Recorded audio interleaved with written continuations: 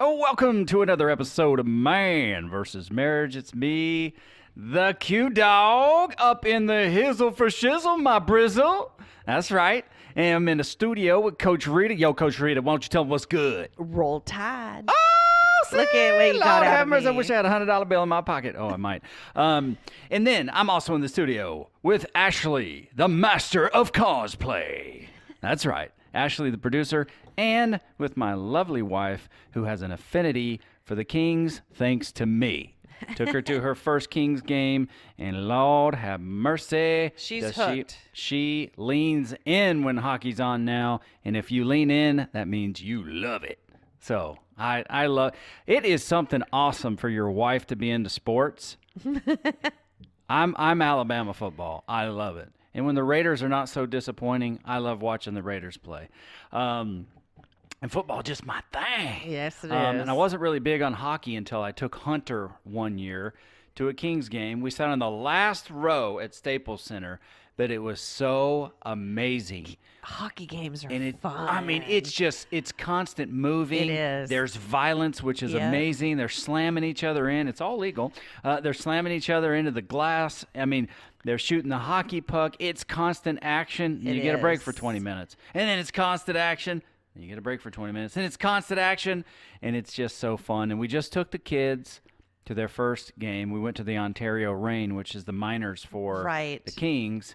And they all came away loving it. There were fights. I mean, it is. Oh, intense. The fights were good. And they're like, they just loved it. So I don't know why I got off on that tangent, but because Jeannie's wearing her That's Kings your sweatshirt. family's love language. It is. Experiences. Yeah. Experiences. Mm-hmm. So, yeah. So here we are, and Coach Rita is going to take lead on this episode, because what we're going to do is we're going to package up this love language. It's like a final on love language, if you will, and how to actually apply it. Because, hey, all this information is great, but it's like, what the heck am I going to do with all this?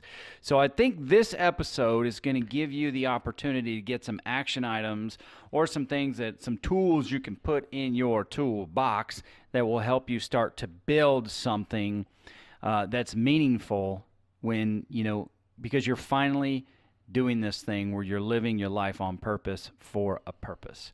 So with that, I'm going to turn it over. All righty. To Coach Rita. Yeah. So we've just spent some time going over the 5 love languages, and we all have a language that speaks to us. All of us do. And I think by this time, if you're just tuning in with us, I would just just ask that you just go back a couple of episodes and tune in to the part 1 of 5 love languages. And love language communicates to your spouse, I love you. The 5 love languages, I'm just going to recap a little bit, just in case for those of you who don't go back and say, no, I want to hear this now. So the 5 love languages of words of affirmation, quality time, receiving gifts, acts of service, physical touch. These aren't in any, they're just in random order. Not one is better than the other.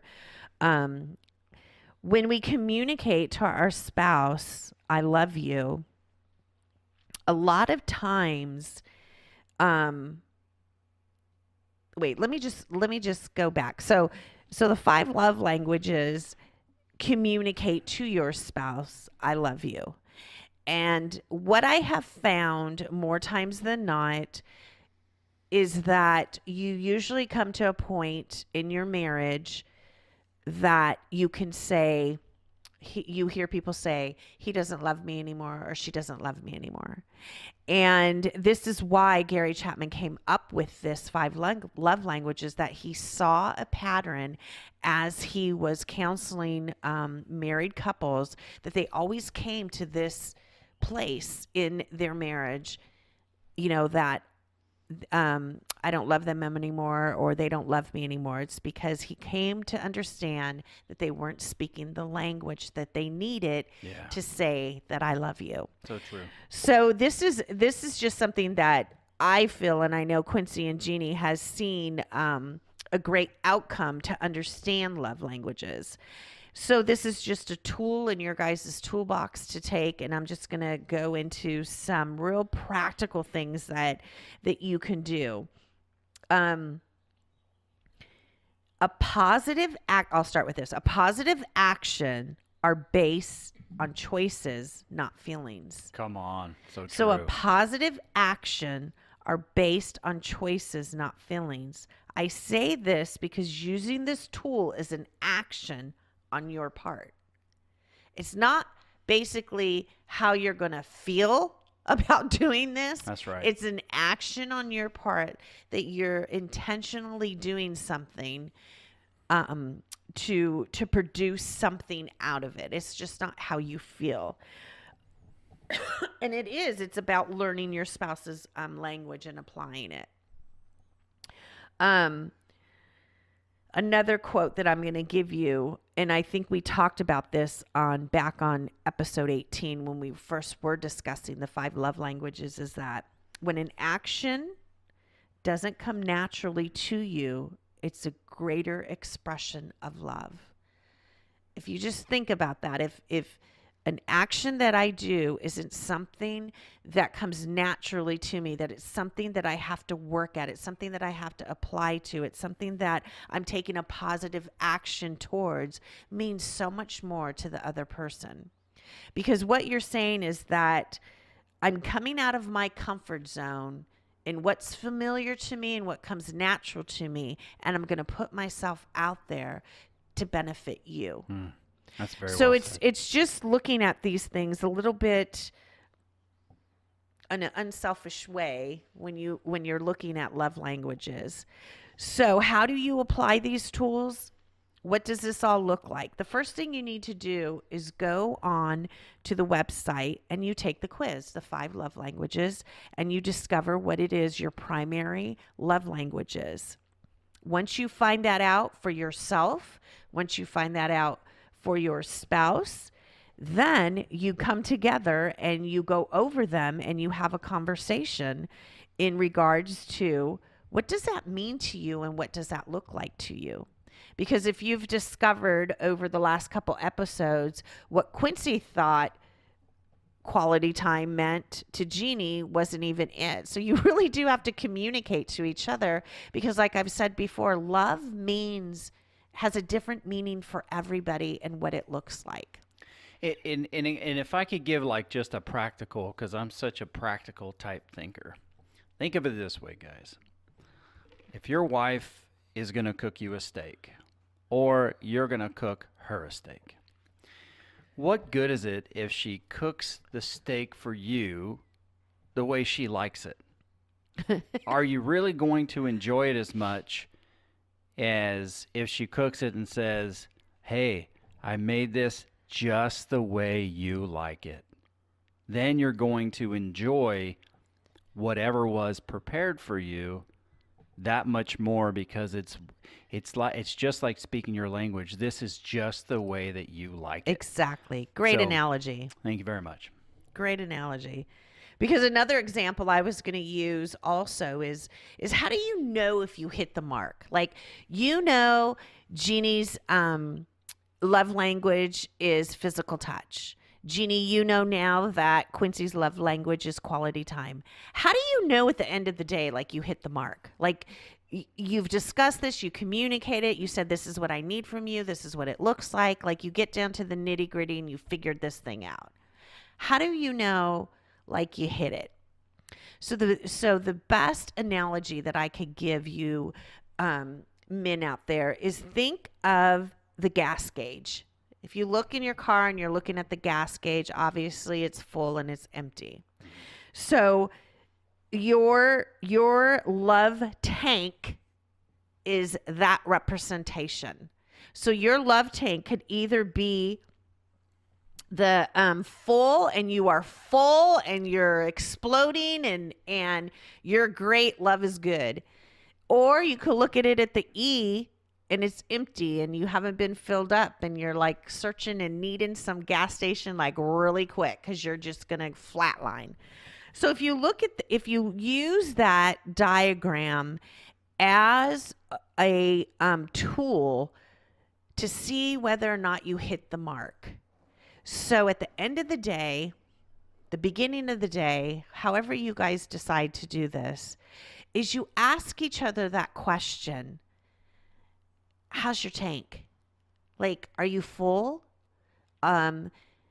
Did I hit the mark today? It's usually at the end of the day, but then it sucks because then if you're empty, man, you only have got a little bit of time left throughout the day to be able to make it full. But you guys get that idea of me just giving you another tool that you could apply to look at it and to be able to say, you know, what can I do to fill it? Like if this is what we're going to use as a mark, as a gauge, 0 to 10, 10 being great, what can I do today to be able to fill your love tank that I know you are full? Because no one likes to be empty. Like no one likes that feeling of being empty, or, you know, when you're starving, no one likes that feeling. Right. So every night you can use this and just say, did I fill you? Did I speak your language? Because you're going to need these kind of things to help you along the way until you really get honed in on it. And then everything might change. So who knows? Like with you guys, everything might change over time. But I think it's just a good, what I do is I have my couples put, and I'll even show you guys, I have it. And I know that I gave it to you guys when we did the, I don't know if you remember this. The How's Your Heart? The marriage conference that we did, and it's the gas gauge, and it's really just a great tool just to check with each other. What can I do to fill you? What can I do to fill you up? Did I hit the mark? Do you feel loved today? Where did I miss it? And you have to give each other the grace to be able to work through this, because it is going to be new to a lot of you.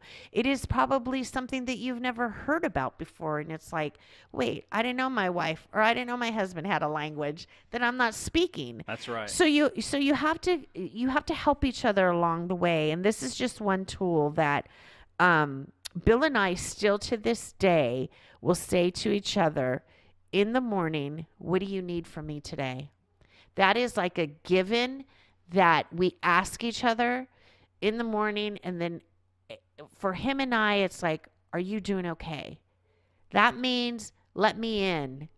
Let me in and let me know if you're okay. And these things really work over time because you build that relationship up with each other, that you know each other's language too. The verbiage that you're using, you really know what you're asking. Right. Instead of having to get into a super deep, long conversation, it's like, hey, babe, what do you need from me today? Did I if it's acts of service today, this is what it is I need from you. If it's, words of affirmation, this is what it is that I need from you. Wow, that is really good. That is really good because it's so practical. I'm really simple. Not that I'm simple-minded, but I'm so simple because I think sometimes people make things so difficult. Yeah. And it's really not that difficult. If you could just take things that work for you and apply them, it really is simple. When we make it this big, elaborate, I use really big words that nobody can understand, and I'm not practical, nobody's going to do it. They're not going to apply it. True. So it's just things that I try and find that just can put meaning or value, because every day, hopefully everybody gets in a car and sees their gas gauge, especially you men driving to work. You'll see your gas gauge and you'll hear my voice and you'll remember, did I fill my wife's tank today? Mm-hmm. And it's that really is that simple. It really is. But it's really those simple things. It's what in the business world, it's what you call low-hanging fruit. Right. It's the stuff that's easy. It's ready to pick, and all you have to do is reach your hand up and grab it. You don't have to get on a ladder and a man lift. You don't have to overthink it. Right. There's no overthinking necessary. And I love practical. I love simple. And if you look at the way we've gone about improving ourselves in our marriage, these practical, simple ways have made a major impact. It's a major lifestyle upgrade, relationship upgrade from who we used to be going on 6 years ago. So take advantage of what information that Coach Rita is giving you, because I'm a product of her coaching. Jeannie and I's relationship, are a product of her coaching. It kind of goes back though to what she said before. You can feel like you want a better marriage, but it ain't going to do nothing. You have to take action. Right. You have to take action. And if you take action on these simple steps, like she said, maybe you dropped in on this episode just to see maybe it came up in the feed and you've dropped in on this episode. Let me encourage you to go all the way back, get some history on us and what we did. Go to episode 000, find out who's talking to you right now and what experience we bring to the table for you. And then you get into episode 1, and what happens is all these episodes are kind of preparing you for this moment, for your wife to say, dude, you suck. You missed it today. And you don't take that personal. Right. It hurts, but you don't take it personal. You go, hey, we have such a good relationship that she can tell me how she feels, and she knows it's the no judgment zone. I'm a soft place for her to land. I'm not taking it personal. And I say, okay, I missed it. Tomorrow's a new day. Right. What does it look like? What does it look like so that I can do that? And you made the perfect point. Maybe words of affirmation is full, but today I need to receive a gift, and I don't know what that gift is. Right. Maybe today I need a personal touch. I need you to grab me by my face and remind me that things are good, kiss my lips, whatever it is. Right. But how do you know unless you ask? Mm-hmm. And if you miss it, fine, you miss it. But what does it look like to hit it? Right. And those are what our episodes are bringing, is that layer upon layer of opportunity for you to improve and grow and use these tools that we're giving you to redesign your life for what you want and how you want it to be. Is that fair? Yes, it is, because we aren't mind readers. And, we don't want to live life of silent expectations. Yeah. This is a perfect tool to apply. So all that rhetoric of things of not being said, but it's going on in your head, right, disappear. They do. And you get a definitive answer as to exactly what it is that my spouse needs from me. Mm-hmm. And then you create what it is that you want to create in your marriage. And it's so true. It's like, I don't want you guys to underestimate the power of action. Yes, come on. I don't want you to underestimate, by you putting your foot forward and actually putting action to your words, because especially if you're a person of words of affirmation, like, your words need to have actions behind it. That's right. And you want to be known that you're a person of your word, you're a man of your word. Yes. And when you put it out there, that you're going to follow through with it. Because I know a lot of times women will say, well, yeah, my husband changed for a couple weeks, and he goes right back to what originally of how he's acting. It's like, along those ways, you need to encourage him and say, hey, you did a really great job. That's what I needed.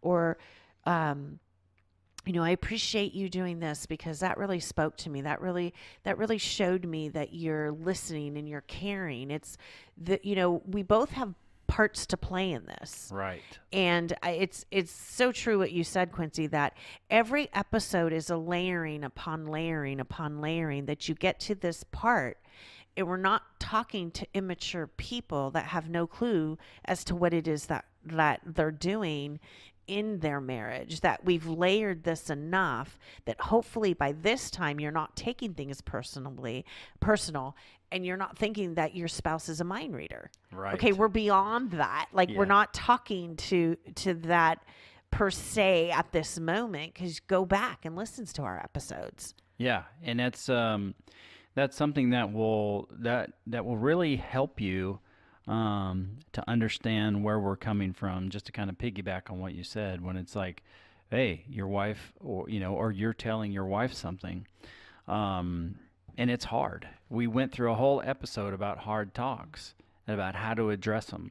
We also went through an episode, where it's like, hey, there are hard talks, but all talks don't have to be hard. Right.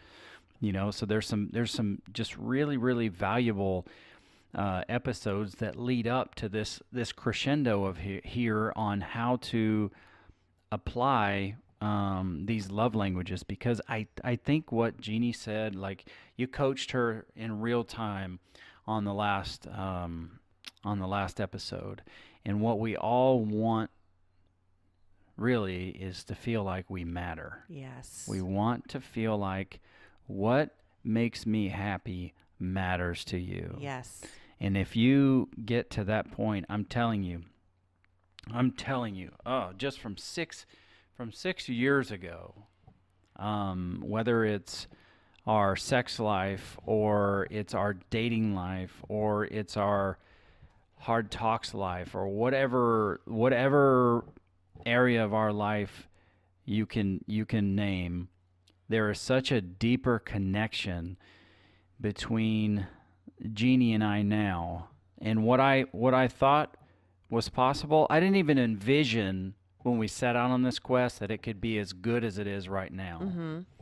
So to think, wow, it can just get better from here. Right. It's like mind-blowing. Because I didn't really think that, I didn't have the concept that it could get as good as it is now, to say that she is my absolute most favorite person on the planet. And I love her, but above and beyond loving her, I just adore who she is and the person that she is.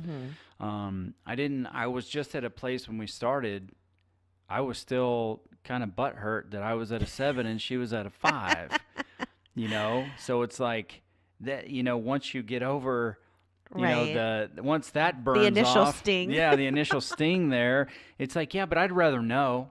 I'd rather know what it is. Mm-hmm.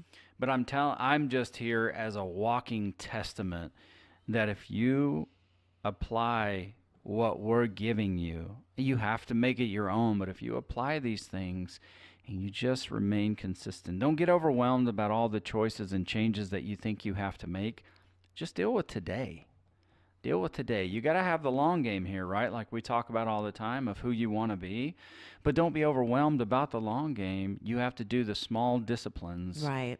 in the day. Because over time, it goes by so fast. Mm-hmm.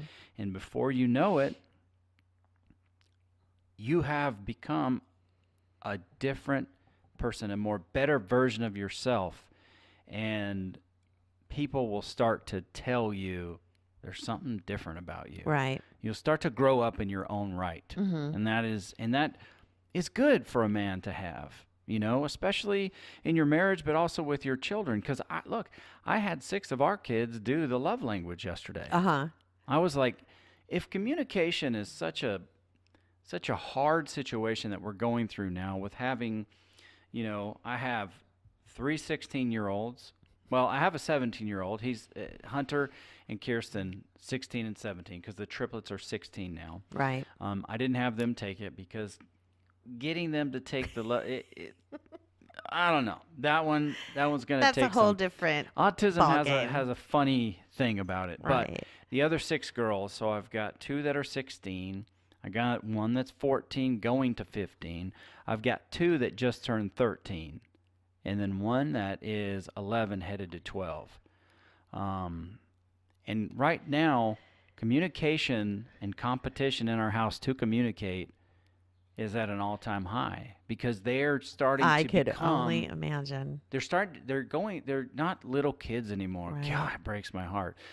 But they're becoming young women. And they are starting to outgrow that old shell of being little girls. And that's hard on a dad. It is hard on a dad. It Yeah. sucks. I mean, it's when they're born, it's like, I can't wait to see who you become. Right. But not And too then- fast. Right.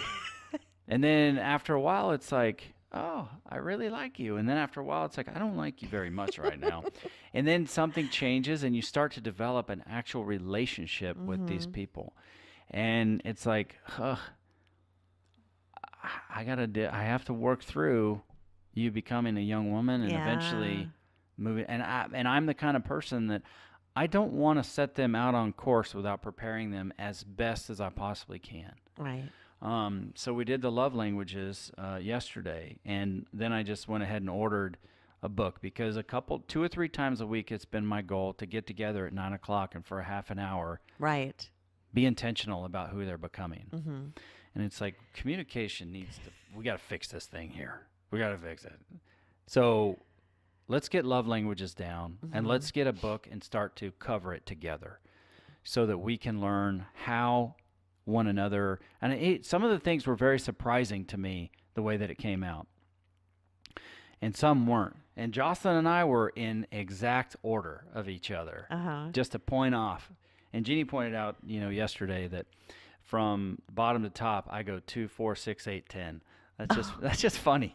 That's just funny to me. What are we on time? Because I'd like to share with Rita a couple things here real quick. We got another 5 minutes. Okay, so can I share with you, real quick, the kids? You know my kids very well. Yes, I do. The people here, you don't know my kids well at all. But here's some things I thought was interesting. So with Gracie, she goes like this: quality time, words of affirmation, physical touch, acts of service, receiving gifts. That was not a surprise to me. Me neither. With Ashlyn, words of affirmation, physical touch, quality time, acts of service, receiving gifts. And she was a 0 on receiving gifts. She couldn't give a rip. I mean, it's still important to get gifts. Right. The only thing that surprised me about her was physical touch being so high. Yeah. Because she's such a standoffish person. Yeah. But now that's kind of, I don't know through the process of what that has changed, because her and I had the toughest time existing together. Right. I remember. But now she puckers her lips up and comes to kiss me on my cheek. And she asks for a hug now more often. Right. I didn't realize, with her, because she's so guarded. Sophia is quality time, words of affirmation, physical touch, acts of service, receiving gifts. Seems like a pattern. Good thing here. in your family that they're not all about receiving gifts. I know, right? For us, it's Could good. you imagine all the girls wanting Yep. that as their love language, their first one? You'd be broke. I'd be in trouble here. Yep. So for Jocelyn, she's just like me: quality time, acts of service, physical touch, words of affirmation, receiving gifts. And we were so close to each other. It's so interesting how much alike we are. And then hold on. That was Anissa. That was not Ashlyn. Anissa was words of affirmation, physical touch, quality time, acts of service, receiving gifts. Okay. Here's Ashlyn.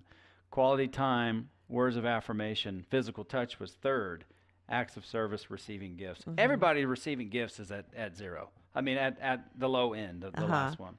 And then Hannah was acts of service was her number 1. Hannah. And I absolutely see it in her.